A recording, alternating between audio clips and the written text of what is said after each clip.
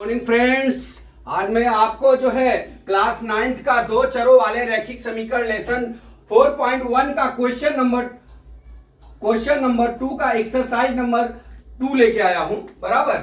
अभी हम क्या कर रहे हैं, अब इसका क्या दिया है, निम्न रैखिक समीकरणों को ax plus b x plus 6 के रूप में व्यक्त कीजिए और प्रत्येक स्थिति में a, b और c का मान ज्ञात कीजिए। समीकरण दिया है। तो पहले आज तो नाग पंचमी है दोस्तों। पहले एक बार हाथ जोड़ के बोलेंगे हर हर महादेव।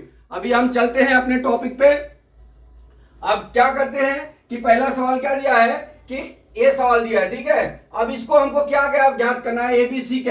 हमारा रैखिक युग्म का समीकरण होता है, हम जानते हैं। पहला सवाल हमने लिखा है, पहला सवाल हल कर रहा हूं यहाँ पे, ठीक है। तो हमारा रैखिक समीकरण क्या होता है, a x plus b x plus c बराबर कितना होता है, 0 होता है। अब इसके रूप में लिखना है, तो हमारा यहाँ पे समीकरण क्या दिया है, 2x प्लस 3y। अब इसको बराबर 9.35 दिया है, उस पर बार लिखा, ठीक है। अब यहाँ पे हम लिखेंगे पक्षांतर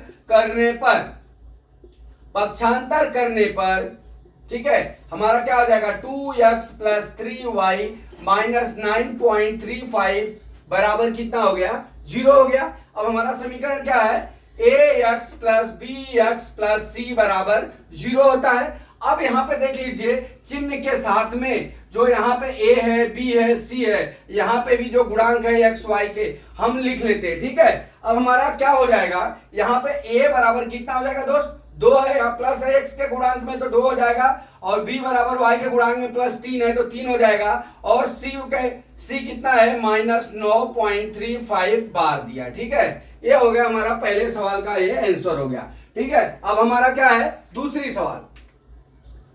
सवाल क्या दिया है दोस्तों, सेकेंड सवाल, x माइनस 5 बटा y minus 10 is equal to 0 है, ठीक है। तो अब हमारा क्या हो गया, ये समीकरण के रूप में दिया है। हमारा समीकरण क्या होता है, सूत्र क्या होता है, सूत्र हमारा क्या है रैखिक युग्म समीकरण का, ax क्या होता है, ax plus b x plus c बराबर 0 होता है। अब हम इससे तुलना कर लेते हैं। अब यहाँ पे गुणांक x पे साथ में कोई गुणांक नहीं है तो 1 माना जाएगा दोस्त। अब a बराबर कितना हो जाएगा, 1 हो जाएगा, और b बराबर हम यहाँ पे तुलना करेंगे तो यहाँ पे माइनस y बटा 5 है, अर्थात माइनस 1 बटा कितना हो जाएगा, 5 हो जाएगा। फिर c बराबर कितना हो जाएगा, माइनस 10 हो जाएगा, ठीक है। ये हमारा दूसरा सवाल हल हुआ। अब हम चलते हैं थर्ड सवाल में।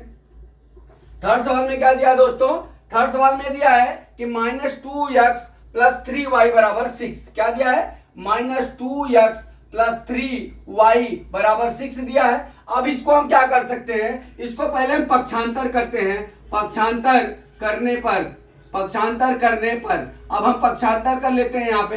अब पक्षांतर करेंगे तो minus 2x plus 3y minus 6 बराबर 0। अब हमारा सूत्र क्या होता है, सूत्र रैखिक का समीकरण का सूत्र क्या होता है, ax plus b x plus c बराबर क्या होता है, 0। अब हम यहाँ पे तुलना कर लेंगे तो a बराबर हमारा क्या हो जाएगा, माइनस 2 हो जाएगा। यहाँ पे b में 3 का गुणांक प्लस है तो b बराबर कितना हो जाएगा, 3 हो जाएगा। अब यहाँ पे c बराबर कितना दिया है दोस्तों, यहाँ पे माइनस 6 है तो यहाँ पे माइनस 6 हो गया, बराबर।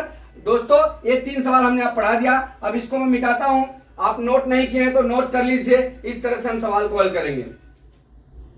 अब हम चलते हैं चौथे सवाल पे, इसको मैं मिटा देता हूं। चौथा सवाल,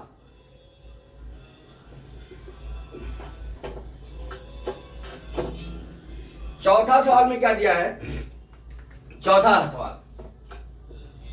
सवाल हमारा ये दिया है x बराबर 3y, x बराबर 3y दिया, ठीक है। अब x बराबर जब 3y दिया है तो हम इसको पक्षांतर कर लेते हैं। पहले समीकरण के रूप में लिख लेते हैं पक्षांतर करने पर, ठीक है।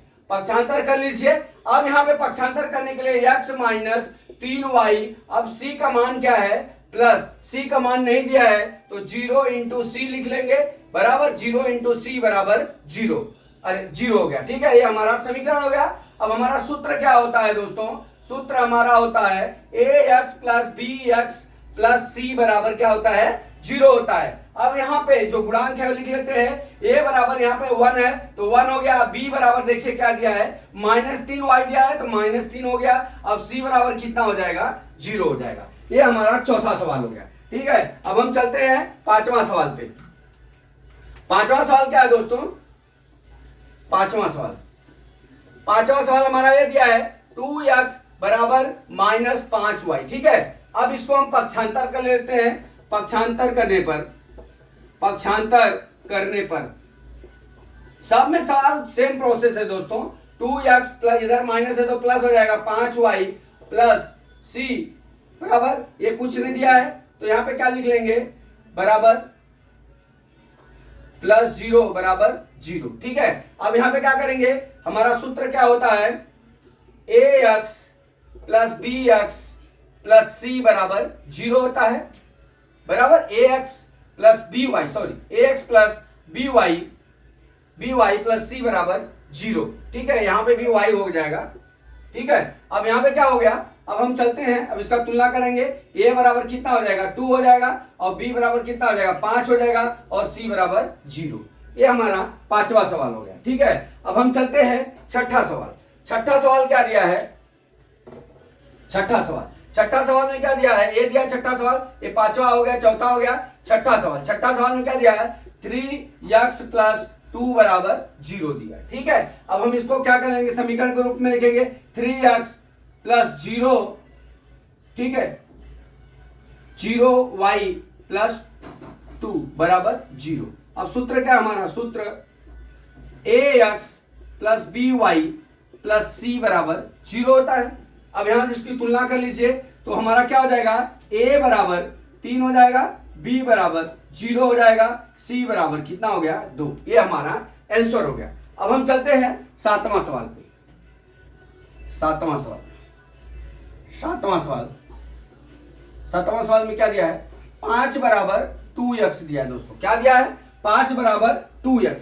अब ये 5 बराबर 2x क्या है, अब इसको हम पक्षांतर कर लेते हैं। पक्षांतर करके हम इसको समीकरण के रूप में लिखते हैं। ठीक है, तो अब यहाँ पे क्या हो जाएगा, यहाँ पे लिख सकते हैं 2x माइनस 5, 2x माइनस, अब यहाँ पे y नहीं है, 0y प्लस कितना हो जाएगा 5 माइनस 5 कितना हो जाएगा, -5 बराबर 0।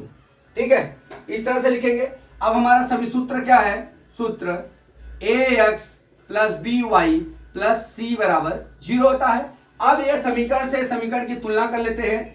a बराबर कितना हो जाएगा, a बराबर कितना हो गया, 2 हो जाएगा, b बराबर कितना हो जाएगा 0, c बराबर -5। ये हमारा आंसर है।